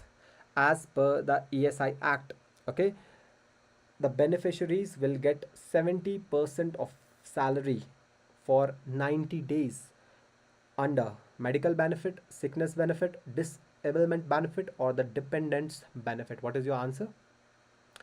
Under which benefit they will get the 70% of salary? Under which benefit they'll be getting the 70% of salary? Good. Under the sickness benefit. Excellent. Under the sickness benefit. So let's discuss about Employee State Insurance Act. Let's discuss about it. ESI Act, Employee State Insurance Act 1948. As per this act, guys, it includes all the industries except the railways, mining, and the defense. So what are the facilities they are giving? What are the facilities they are giving? They are giving free IPD, inpatient department, and OPD services. Free IPD and OPD services. Okay. Now, if we talk about a sick leave,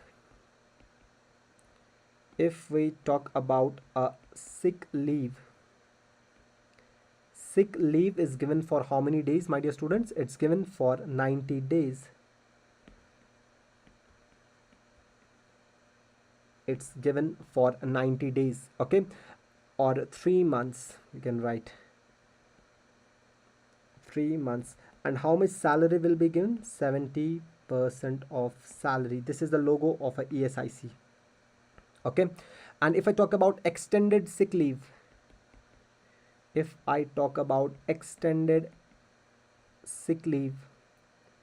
that has to be given for how many years? Up to 2 years.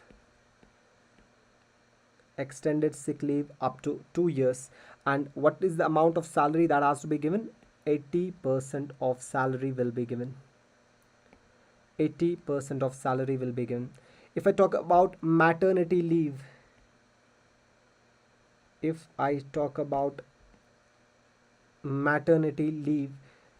up to 6 months, maternity leave up to 6 months, and the salary given is 100% salary, and the salary that has to be given with 100% salary. Okay, if I talk about enhanced leave for vasectomy, how many days? For vasectomy, 7 days. For tubectomy, 14 days. 14 days. If I talk about disability benefits, guys, if it's temporary disability,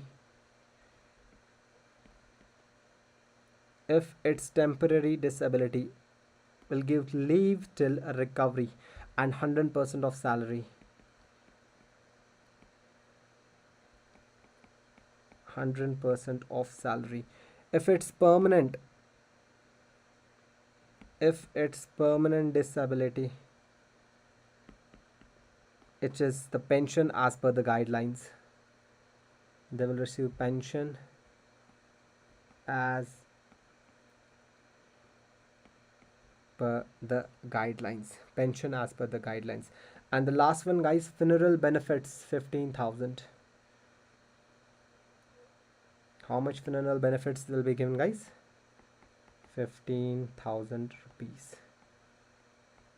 15,000 rupees. So remember the facilities, guys. Sick leave for 90 days, 3 months, or 70% salary will be given.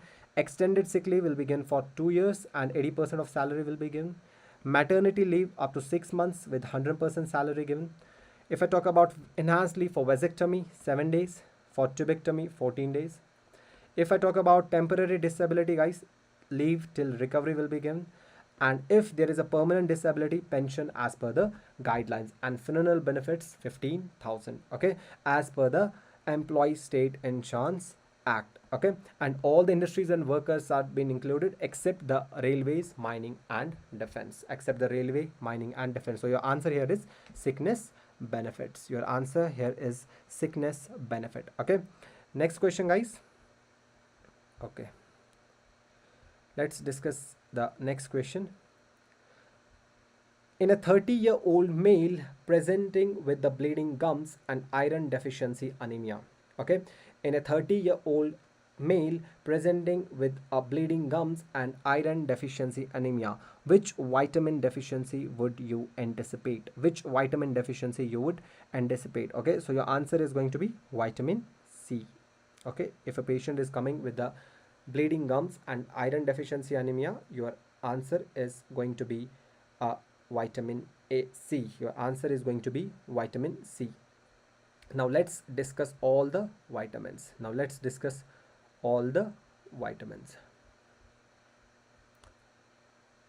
If I talk about vitamin B, it's called as thiamine, and the deficiency of thiamine will cause beriberi. And the deficiency of vitamin B will cause beriberi. And beriberi is seen in polished rice eaters usually. It's seen in the polished rice eaters. Okay, one point. Second point, guys, it's also seen in alcoholics. And in alcoholics, vitamin B1 thiamine deficiency will cause Wernicke's encephalopathy.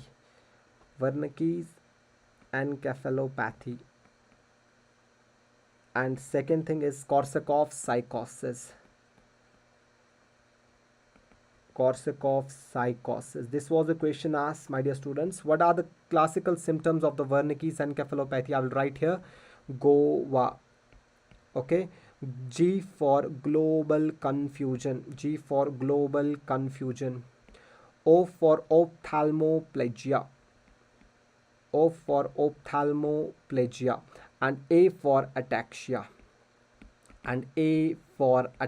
Okay, these are the classical symptoms of Wernicke's encephalopathy.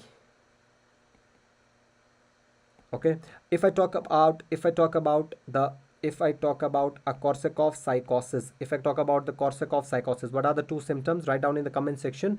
Patient will have confabulation Patient will complaining of confabulation. Along with that, patient will have retrograde amnesia. Patient will have retrograde amnesia with Korsakoff psychosis. Korsakoff's psychosis. So what will be your treatment of the both, guys? You give vitamin B1. Give vitamin B1 and glucose. Give vitamin B1 and glucose. First give vitamin B1, second give glucose. First give vitamin B1 and second glucose. Is that clear? Is that clear, guys? The question may ask that which of the following you will give first, glucose or vitamin B1. So first give vitamin B1 injectable and followed by that give glucose. So remember the GOBA with global confusion of thalamoplegia and ataxia. This was the question again asked, B1 deficiency, guys. And for Korsakoff psychosis, remember confabulation and retrograde amnesia. Your treatment is vitamin B1 followed by glucose. Your treatment is vitamin B1 followed by glucose. Okay, then for prevention, what is the thing you will do for the prevention, guys? Parboiling of the rice. For prevention, you will do parboiling of the rice. For prevention, you will go parboiling of rice. Okay, then the riboflavin. The deficiency of the riboflavin will cause angular stomatitis. Second, it will cause ileosis or atrophic glossitis.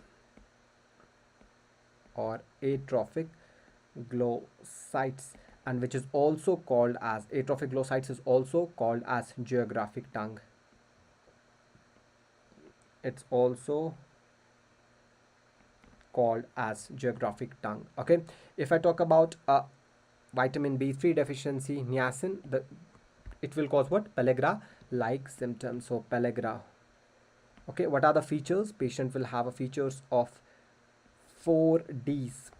Okay, what are the 4 Ds? Diarrhea, dermatitis, death, and dementia. And death. If I add a 5th D, guys, that is delirium. If I add a 6th D, that is depression. That is going to be a depression. Okay, and this is a classical Castle neck-like appearance in the pellagra. Castle neck-like appearance in the Castle necklace in the in the pellagra. Niacin deficiency. And niacin is coming from which amino acid? That is tryptophan. So they can write even tryptophan deficiency. Okay, and tryptophan deficiency is usually seen in maize eaters. Okay, so maize eaters having a tryptophan deficiency. So in return, followed by that, there will be a niacin deficiency, 6 Ds, diarrhea, dementia, death, dermatitis, depression, and delirium. Okay, this is the ileosis. Okay, guys, angular stomatitis, and this is a classical picture of a beriberi. This is a classical picture of a beriberi. If I talk about vitamin B5, pantothenic acid, that will cause deficiency will cause a burning feet syndrome. Deficiency will cause burning feet syndrome, which is also called as soul syndrome. Okay, if I talk about vitamin B6 deficiency will cause peripheral neuropathy. Deficiency will cause peripheral neuropathy. Vitamin B7 deficiency will cause alopecia. Vitamin B7 deficiency will cause alopecia. Okay, B9 deficiency, folic acid in pregnancy will cause neural tube defects. Usually B9 deficiency will cause megaloblastic anemia. It will cause megaloblastic anemia. Okay, followed by that, guys, in pregnancy it will cause neural tube defects. In pregnancy it will cause neural tube defects, and most common neural tube defect is a spina bifida. What are the two classical signs seen in spina bifida? We have lemon sign and banana sign. So this is a spina bifida, and most common spina bifida occulta. Spina bifida occulta. remember that as well. Okay, and in pregnancy it will cause neural tube defects, neural tube defects. Then vitamin B12 again will cause which anemia, guys? Megaloblastic anemia, megaloblastic anemia. But how do you differentiate? As per the investigations, you check MMA levels and homocysteine levels by differentiating the megaloblastic anemia due to the folic acid and vitamin B12. But as per the clinical features, if you have to differentiate the same deficiency, the neurological deficit features will be associated with the B12 because it helps in the formation of the myelin sheath of the neuron. So if the vitamin B12 is decreased, there is no proper demyelination of the neuron and patient will have a neurological features associated. Okay, so megaloblastic anemia, it is usually seen in vegetarian people. Okay, vitamin B12 deficiency seen in strict vegetarians, seen in strict vegetarians. Okay, and vitamin B12 deficiency also cause subacute degeneration of myelin. It also causes subacute degeneration. It also causes subacute degeneration of myelin, Then vitamin C deficiency, guys, ascorbic acid deficiency will cause a scurvy. Deficiency will cause scurvy and delayed wound healing. And delayed wound healing. Okay, requirement is 40 mg per day of vitamin C, and the richest source is amla or Indian gooseberry. Amla or Indian gooseberry. Okay, last slide of the day. Most active form, if I talk about vitamin D, most active form of the vitamin D. What is the most richest source of the vitamin D? Write down in the comment section, guys. Most richest source of the vitamin D. Yes, most active form of vitamin D is calcitriol. Okay, also called as 1,2,5 dihydroxycholecalciferol. 1,2,5 dihydroxycholecalciferol. Cholecalciferol. Okay, in children's vitamin D deficiency will cause, rickets, and in adults it will cause osteomalacia. In adults it will cause osteomalacia. Okay, richest source, nature, sunshine. Okay, natural sunshine is the richest source. Natural is sunshine. Okay, and vitamin E, tocopherol. Yes, we have oil as well as the richest source for the vitamin D. Okay, vitamin E, tocopherol is an antioxidant. It's an antioxidant, and the richest source is in the wheat oil. And deficiency of vitamin E will cause hemolytic disease in newborn. It will cause hemolytic disease in newborn. If I talk about vitamin K, deficiency will cause hemorrhagic disease in newborn. That will cause hemorrhagic disease in newborn. So vitamin K, we have natural form K1, K2. Okay, so K1 natural form is a fat soluble, which is fat soluble, and K1 we have phylloquinone. If I talk about K2, that is menaquinone. And synthetic form is water soluble. We have K3 called as manadione.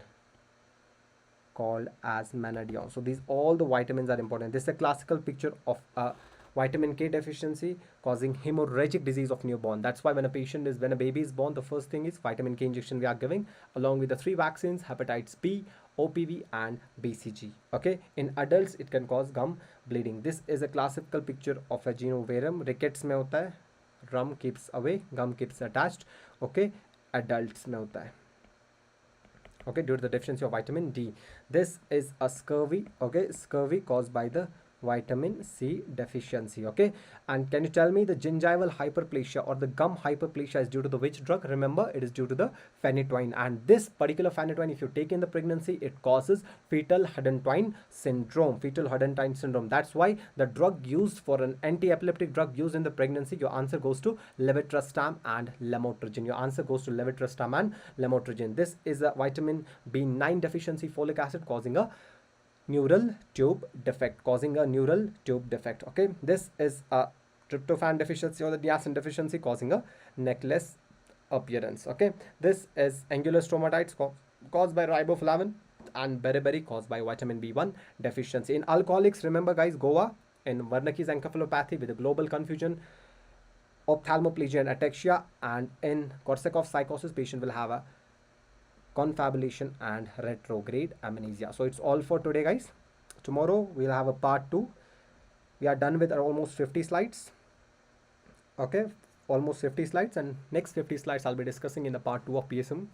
And let's have a quick recap of whatever we studied in this today's session, okay. Starting from the first, you guys keep answering all the topics, guys, whether we have discussed 15-16 topics. All these 15-16 topics are high yield and the previous year topics, okay. So rather remembering all the PYQs, guys, you can remember the answers in a first very go. In 10 minutes you can remember all the PYQs. But remember, guys, PYQs are not important. Previous year topics is that what yields you a good score, okay. So they will not repeat the exactly same thing, but they will repeat what? The same topic. The first one was about the food adulteration disease, starting with the lathyrism, guys. Toxin was the boa.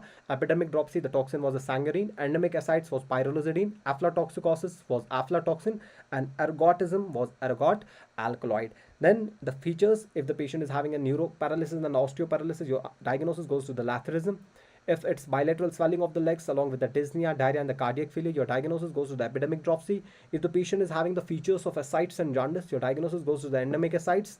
Vasospasm, gangrene goes to the ergot alkaloid or the ergotism. Followed by that, vitamin C, vitamin K in the adults. Okay, vitamin C as well. Even, yes, vitamin C also cause delayed wound healing, and as well as vitamin C, zinc deficiency causes delayed wound healing. But in the vitamins, you choose vitamin C, okay.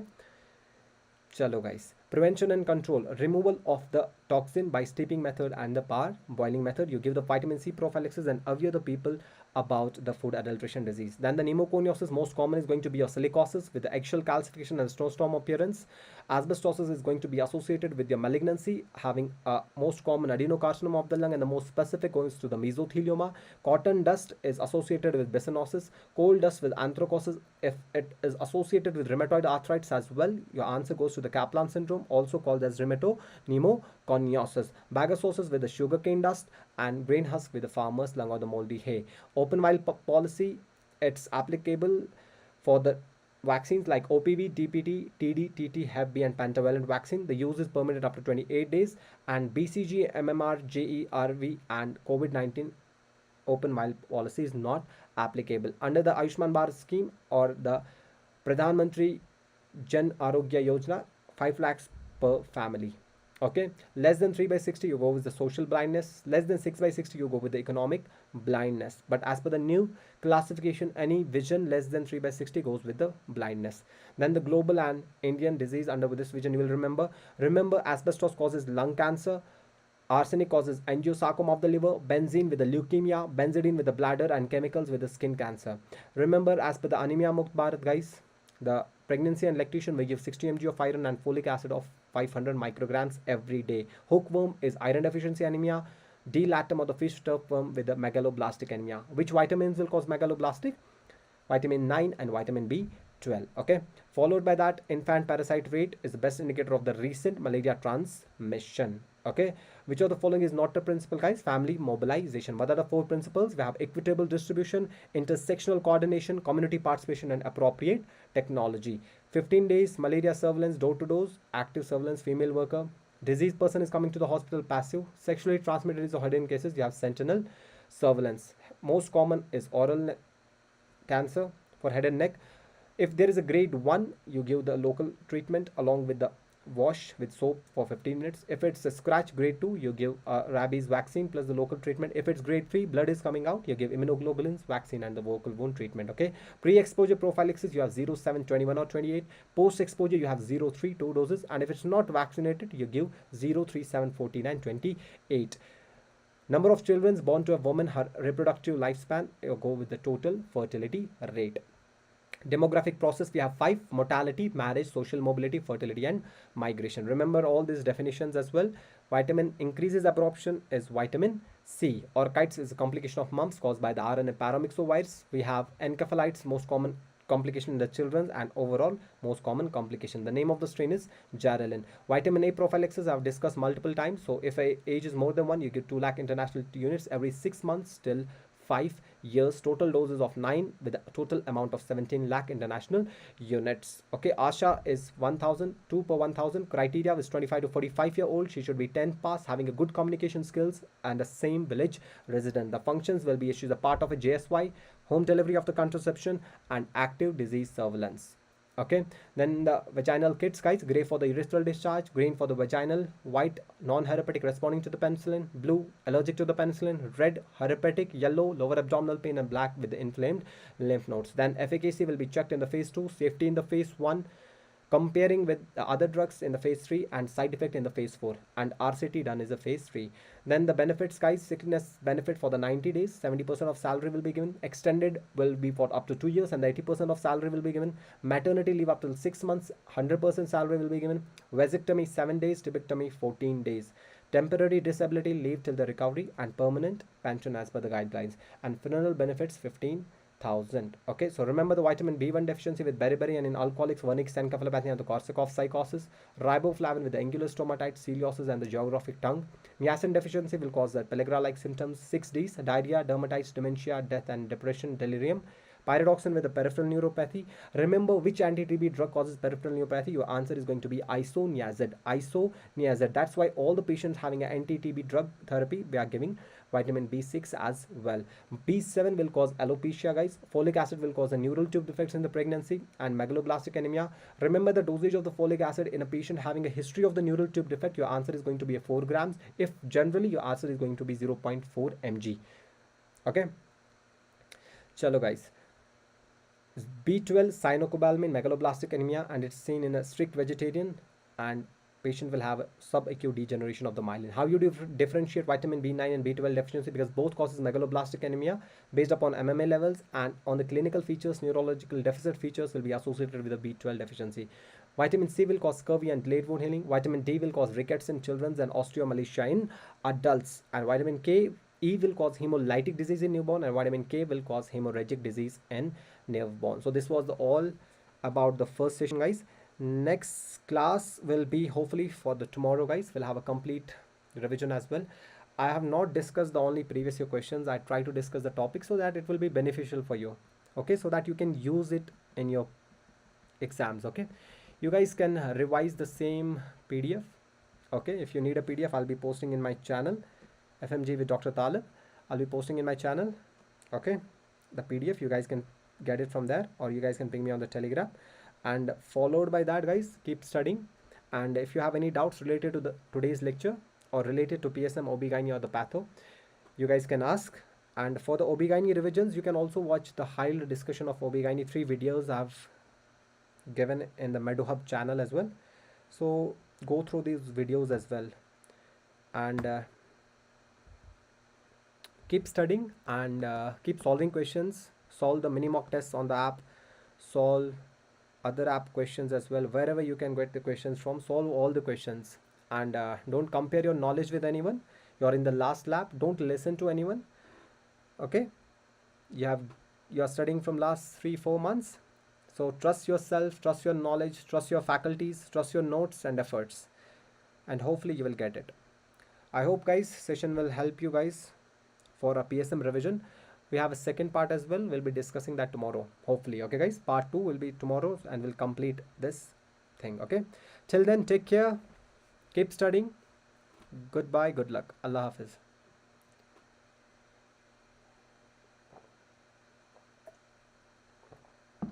Thank you. Yes, by tomorrow. Hopefully by tomorrow 7 to 9, the same timing. I'll keep this part second. Thank you.